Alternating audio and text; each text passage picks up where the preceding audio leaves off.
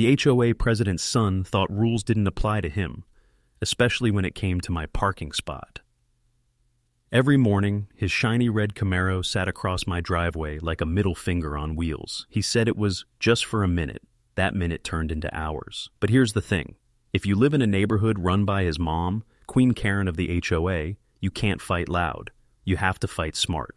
So I smiled, grabbed my camera, and started a little project I like to call Operation Teach Tyler Consequences. By the time it was over, his car wasn't just gone. It was legendary scrap metal. You ever move somewhere new and think, hey, this looks peaceful, only to realize peace costs extra when the HOA's in charge? Yeah.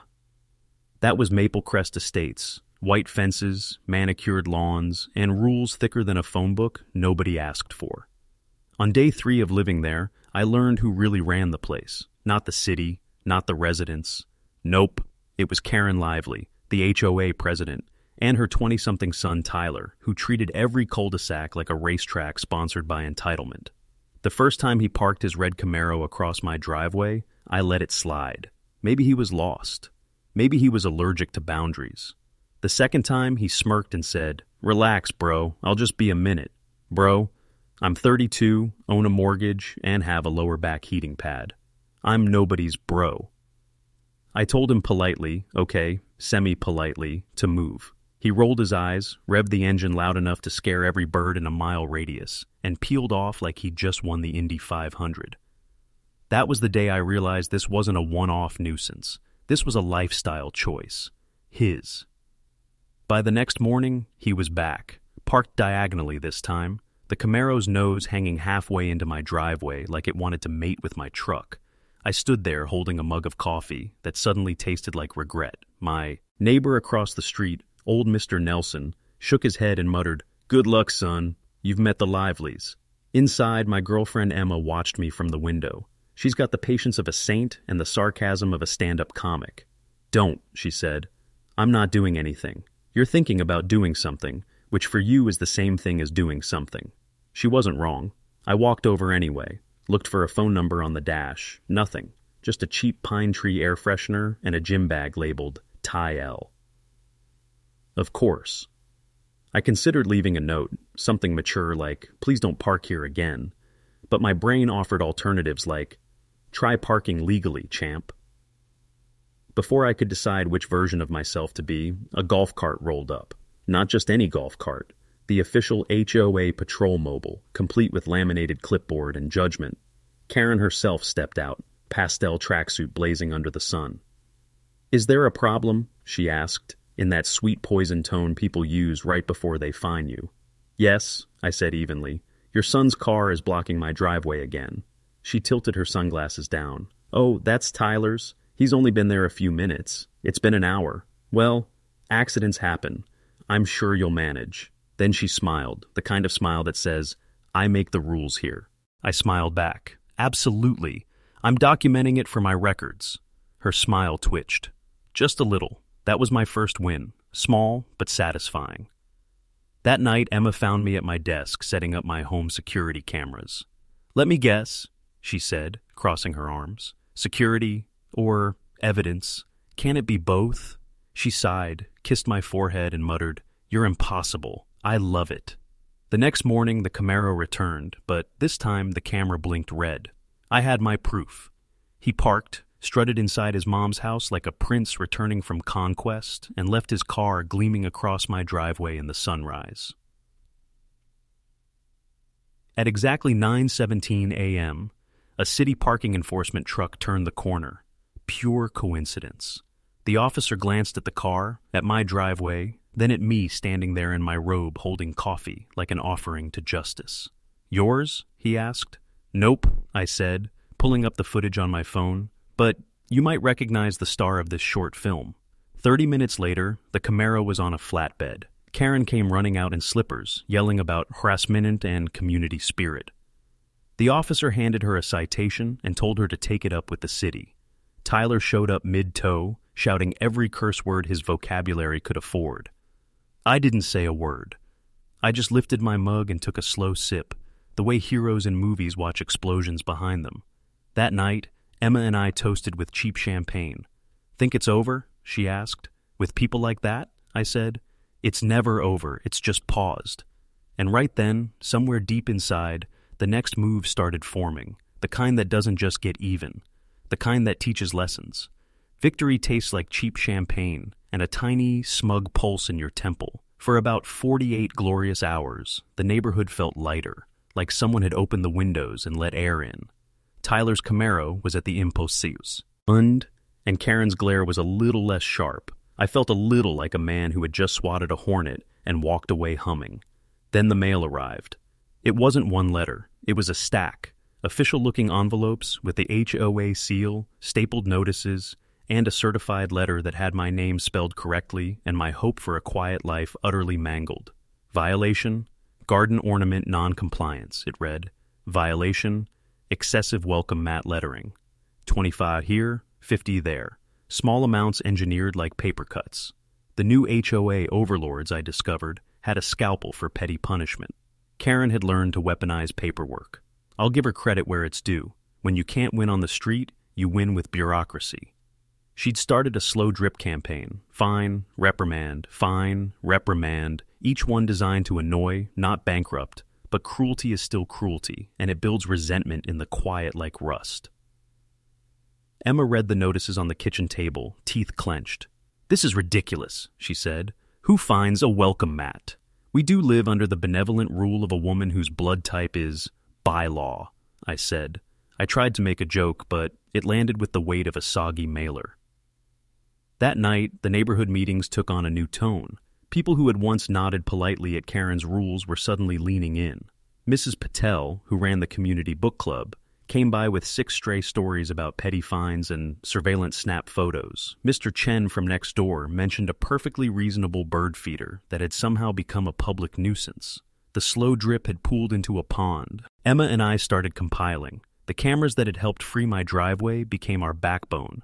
Time-stamped photos, clips of Tyler's smirking face, email chains where Karen suggested fines like a hobbyist. We printed everything. Large, glossy prints that made the evidence feel weighty and undeniable. My binder grew thick enough that I could have used it as a defensive weapon. I resisted the urge. The more we documented, the more obvious the pattern became. Karen was using her power to punish people who irritated her and to reward those who didn't. She'd hide behind bylaws and smile like a woman who'd invented morality. The neighborhood wasn't a community, it was her theater.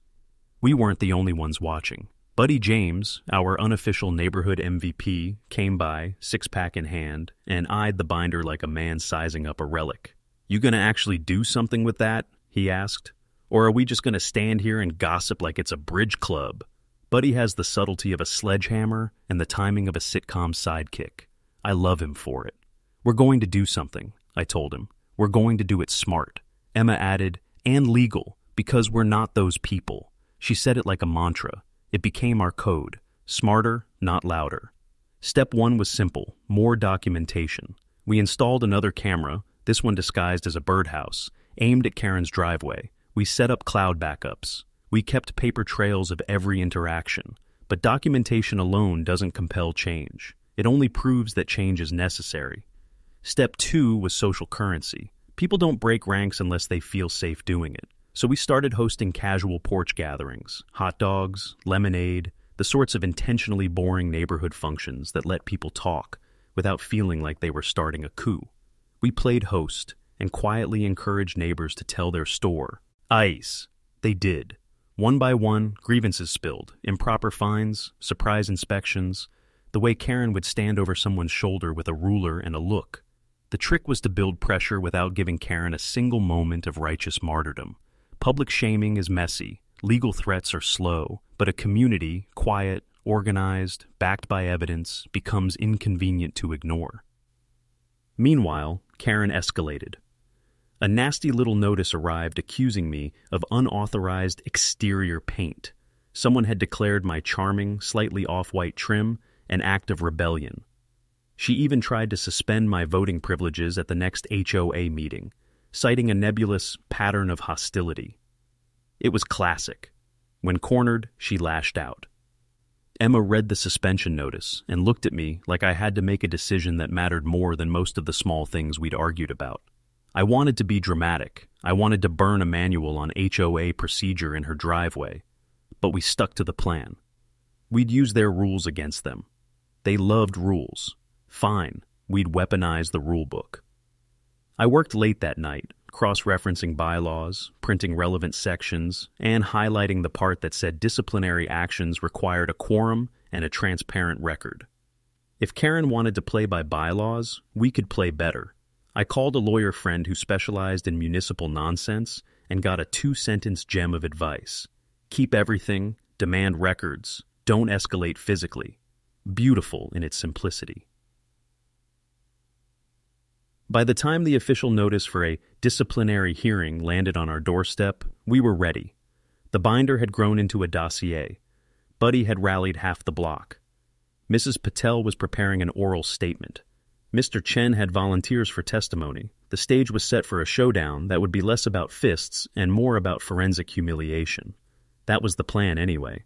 Because when you push people into corners with tiny tyrannies, they either snap or they gather. We were gathering, quietly, precisely, and we intended to use the spotlight Karen loved to point at others and redirect it right where it belonged. The night of the hearing smelled like fluorescent lights and stale coffee. The community room at the clubhouse had been transformed into a makeshift courtroom. Folding chairs, a long table with name placards, and a podium that seemed too small for the amount of pomp in that room. Karen arrived first, immaculate as always, wearing a blazer that said, "I run morality," in embroidered letters. Tyler trailed in behind her like a bratty page boy, sunglasses on despite the terrible indoor lighting. We walked in like we owned the place, which, after everything we'd done to organize, felt true enough. Buddy James carried a cooler of soda and an expression that said he was prepared to be the unofficial bailiff. Mrs. Patel brought a stack of index cards with precise bullet points. Mr. Chen had a printout of every ridiculous fine he'd been given. The binder, our Magna Carta, sat on the front table under a lamp, waiting. Karen arranged her cronies along the table, committee members who nodded at everything she said as if they were paid to agree. She opened with a speech she'd clearly practiced. Community standards, decorum, unity. It was the language of someone who had weaponized niceties for power. Then she smirked and invited us to speak. Emma went first, calm, clear, a voice that sounded like a bell in a church where I'd never been to confession. She explained that we weren't there for vengeance. We were there for accountability. Then she hit play on the laptop, and the projector woke up like a dragon being prodded. The first slide was Garden Gate level petty, a photo of Karen taking notes on an unsuspecting neighbor's perfectly legal garden gene. "Oh me." The caption read, "Enforcement as sport." The room made a sound, part gasp, part huff, like everyone was inhaling together. Click. A montage of fines, with dates, amounts, and the neighbors' names, filled the wall. The layout was clean, clinical, no snarky captions, just receipts, arranged like evidence at a museum. People started whispering. Faces turned from polite neutrality to recognition to anger. Click. Then the videos. We had Tyler on camera, twice, walking the line of entitlement with his phone in his pocket. One clip showed him leaning on his Camaro, smirking, while a neighbor asked him to move. Another showed him, late at night, slinking around a car and scraping a fist along its side until paint flaked. There was no dramatic soundtrack, just the mundane cruelty of a kid who thought anonymity was armor. When the keying video filled the screen, you could have heard a pin drop in the clubhouse. Tyler's face was clear as day, lit by a street lamp, hood up briefly, then down. He looked younger than his swagger suggested. I watched Karen's mascara start to run. She touched her cheek like she'd been surprised by the wetness. Karen's defense was, predictably, theatrical. "Selective editing," she declared, "taken out of context." Her allies nodded. One of them, Mrs. Granger, a woman with a smile that suggested she'd once been paid to fake sincerity, said, "We've all had misunderstandings." They offered plausible alt-verbs, misinterpreted, misremembered, accidental. Emma, merciless in her poise, walked them through timeline after timeline. 9:02 a.m. Tyler parks across my driveway. 9:17 a.m. City enforcement is dispatched. We had the call logs. 9:45 a.m., tow truck arrives. 2:13 a.m., security camera detects motion. 2:14 a.m., Tyler's face enters frame. The sequence was a dam, and each slide was another brick. People in the room started to talk, not the murmurs of rumor, but the steady hum of shared outrage. Mrs. Patel stood up and read her list of fines like a dirge. Fine for wind chimes, fine for holiday lights, fine for a porch ornament. She paused, looked directly at Karen, and said, "This is not enforcement. This is spite." Silence, then a ripple of agreement. It felt like a spell being broken. Karen tried to control the room with procedural traps, objections, requests for recess, appeals to bylaws. She waved paper at us like a wand. We had answers. Every request for delay was met with a printed response. Every half-formed accusation was matched with a timestamp. We were the deadliest kind of opponent for a bully. Organized, patient, meticulous. When Karen lashed out, calling us ungrateful, accusing us of harassment, the room turned. Tyler muttered something under his breath and pointed at me. I heard him say, "He started it." The audacity. The truth, of course, was the opposite. We'd documented, we'd filed, we'd waited. The law had done the heavy lifting. Then things hit a new level. One of Karen's allies tried to discredit our footage, claiming cameras were illegal or intrusive. Mr. Chen calmly produced an HOA email where Karen herself had suggested home cameras to improve neighborhood safety. Mic drop. The room laughed. Hard. Karen's face went the color of an overripe peach. By the time Emma finished, she didn't just lay out a case. She rewired the room's perception. We weren't petty troublemakers. We were citizens who'd taken the time to gather facts and present them. The projector click that closed our presentation felt like a verdict being read. There was shouting afterward. Angry, messy shouting from Karen's side. But it sounded thin, like a flimsy defense finally exhaling. People were done listening to the Queen's sermon. They wanted change. The committee voted, awkwardly, painfully democratic. It wasn't unanimous, but it was decisive. An official review of Karen's conduct, suspension of her enforcement privileges pending investigation, and the scheduling of a public audit of HOA finances. The room erupted. Relieved applause, hugs, a few tears. Tyler stormed out, slammed a door so hard we all flinched. Karen lingered, her composure cracking like glass. She looked at me, really looked at me, for the first time without the armor of her title. There was something human there, and it wasn't mercy. We walked out into the cool night feeling like we'd won a battle. But victory at a meeting is paperwork with a pulse. The war, that was still out there, in the slow processes of audits and calls and city forms. We'd punched a hole in her armor. Now we had to widen it. But for one delicious, theater-filled hour, the spotlight was ours. And when the clubhouse lights clicked off, I felt the steady, satisfying hum of a plan finally working. Victory, I've learned, doesn't sound like cheering. It sounds like silence. For the next few days, Karen's house was quiet. Too quiet. No HOA golf cart rolling through the neighborhood. No late-night notes taped to mailboxes. No pink tracksuit doing its patrol walk of passive aggression. Emma said it felt eerie, like the calm before a thunderstorm. Buddy called it the quiet hum of plotting. He wasn't wrong. See, people like Karen don't surrender, they regroup, they reframe their defeats as injustices. And within a week, the signs began. It started with a new wave of letters, anonymous, of course. Typed, not signed. Concerned neighbor this. Community disturbance that. Apparently my projector stunt at the hearing was unbecoming. Emma got one too. Hers accused her of public disrespect and inflammatory behavior. I almost admired the creativity. Almost. Then came the inspections. 2 city code officers randomly appeared to measure our grass height. Then animal control showed up because someone had reported excessive barking from our non-existent dog. It was subtle, messy retaliation, designed to annoy, not incriminate. "You think she's behind all this?" Emma asked one morning, sipping her coffee. "Who else has the energy for this level of pettiness?" I said. "She's desperate. She's dangerous." Karen was running out of power but still clinging to perception. And perception in a small HOA suburb was currency, so I decided to make her spend it all. That night I set up my cameras again, this time repositioning the birdhouse cam toward the street. I wasn't hunting trouble. I was waiting for it. And trouble, like a raccoon with a vendetta, always comes sniffing when you leave the trash out. At 1:43 a.m., my phone buzzed, motion detected. I rubbed my eyes, checked the feed, and there it was, Tyler.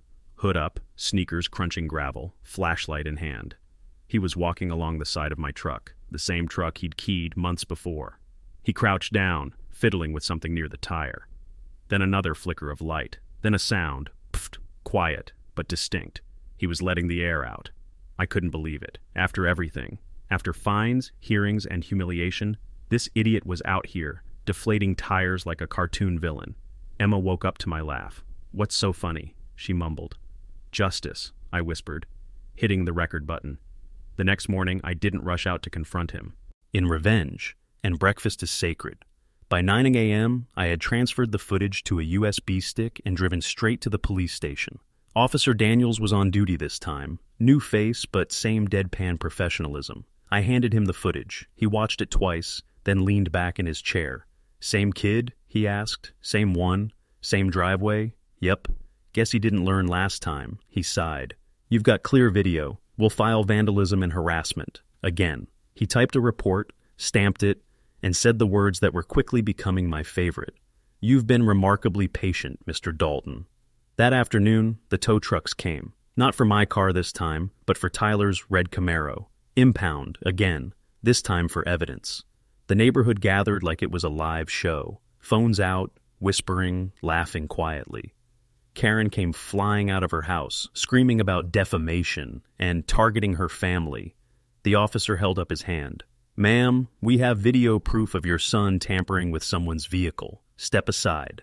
Her face twisted into something primal. She pointed at me, voice shaking. "You've ruined us!" I just smiled.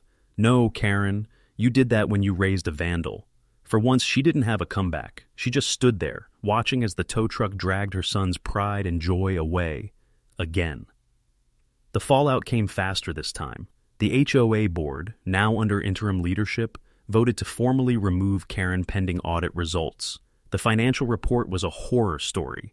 Unauthorized landscaping expenses, maintenance reimbursements that trace straight back to her personal account, and nearly $8,000 spent on decorative improvements that existed only in invoices. Fraud, plain and simple. By the time the city's compliance team got involved, Karen's empire was rubble. Tyler, facing 2 vandalism charges, was sentenced to community service and rest. Irushin. I didn't even have to attend the hearing. I just received a polite letter. Restitution payment approved, expect compensation within 30 days. Emma read it aloud like it was poetry. Buddy brought over a cake shaped like a tow truck. "Should we throw a party?" he joked. Emma smirked. "Oh, we already did. It just lasted 6 months." That night, sitting on the porch, I looked across the street. Karen's windows were dark. Her once perfect flower beds were overgrown. A "for sale" sign leaned against her mailbox like a white flag. I wasn't proud exactly, but I wasn't sorry either, because in the end, I hadn't yelled, fought, or stooped to her level. I'd documented, waited, and let the truth speak for itself. And if there's one thing HOA Karens hate more than losing it's losing the illusion that they ever had any to begin with. For a while, it felt like peace had finally moved in. Quiet mornings, no envelopes stuffed with threats, no echo of Karen's heels clicking like an executioner's metronome. The HOA was functioning again, under people who actually understood that community didn't mean control. The lawns looked greener, the laughter sounded louder, and for the first time in months, the sound of an engine didn't make my stomach clench. But you can't live in a story like this without a proper ending. Life, it seems, always saves one last scene. One Monday morning, I heard the familiar roar of an engine down the street. I froze mid-sip of my coffee. That sound, deep, throaty, overconfident, had been burned into my memory. Tyler, the Camaro, was back. Somehow, some way, he'd gotten it out of impound, rebuilt, repainted, same model, different color, matte black this time, stealth mode for the world's least stealthy man. I watched from the porch as he pulled into his mother's driveway. Karen wasn't there anymore. She'd sold the house a few weeks back, after the audit results came through. Rumor was she'd taken a job in another city to start fresh. Tyler was alone now, living in the empty shell of her reign. He revved the engine twice like the sound could erase humiliation. Emma came out with a dish towel in her hand.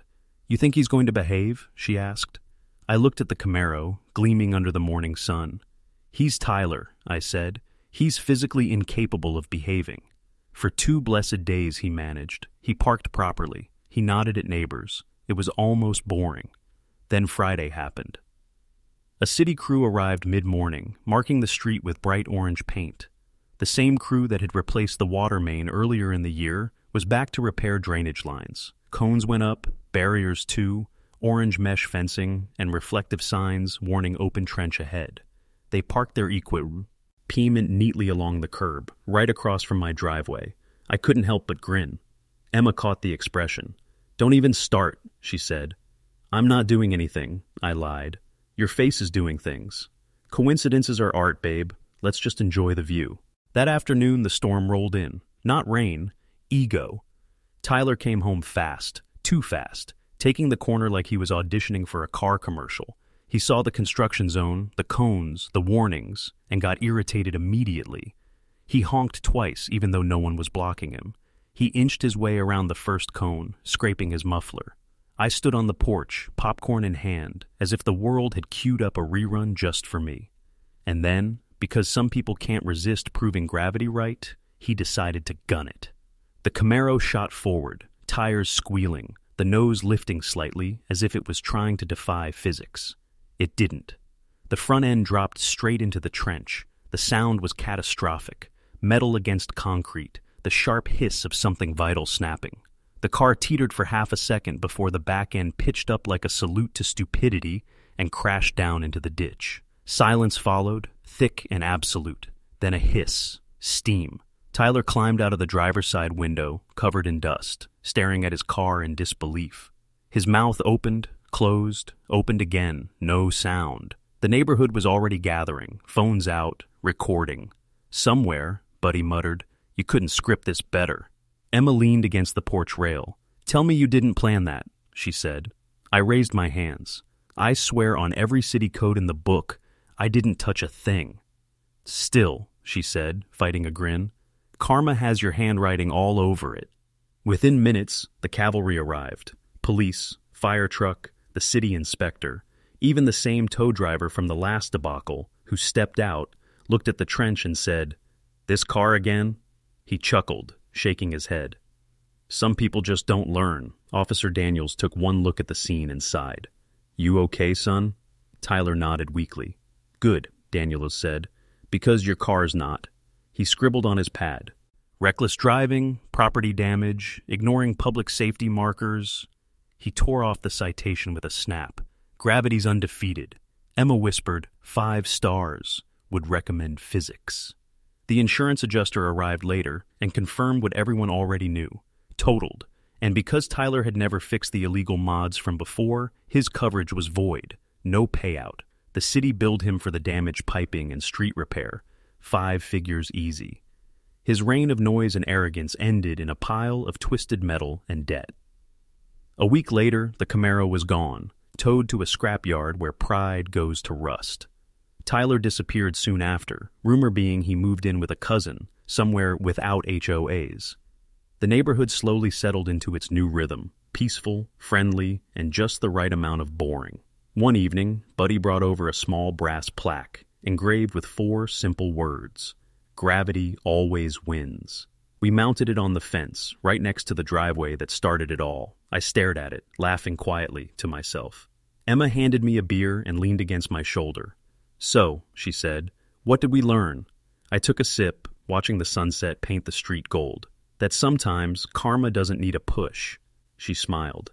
"Just a driveway and bad decision-making?" "Exactly." The neighborhood lights flickered on one by one, and for the first time since we moved in, I realized the place actually felt like home. No HOA queen, no entitled prince, no battles left to fight. Just peace, and a shiny brass reminder that, sooner or later, arrogance digs its own hole. And if you listen closely, when the wind moves just right through the street at night, you can almost hear the whisper of an engine losing traction and the faint echo of justice laughing quietly to itself.